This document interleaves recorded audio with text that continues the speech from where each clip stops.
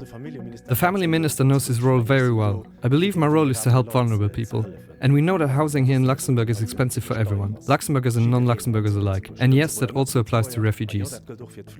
In yesterday's RTL report, refugee advocate Marianne Donven criticized Family Minister Max Hahn, accusing him of hiding behind high housing costs instead of providing housing. The minister says ONA shelters are only temporary and declined to comment on individual cases. You have to understand that people who arrive in Luxembourg know from day one that they will not stay permanently in refugee facilities. That wouldn't be a solution either. They are not only told this, they are supported throughout the entire process. They even sign commitments allowing them to stay in the structure for 1 additional year.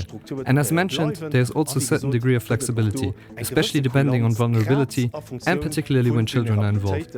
This is something we treat very sensitively. In practice, ONA actively asks refugees to leave the shelter after a 12-month grace period. Last year, 559 refugees received such a letter, including minors. In the interview, Minister Hahn repeatedly points to the flexibility shown by his ministry, but also stresses that the flexibility cannot be unlimited. When pressed, he does not rule out that a family with children could ultimately be forced to leave. At the moment, many people are still arriving, and when there are no free beds available, those who have been in facilities for a long time, sometimes a very long time, have to make room for those standing at the door.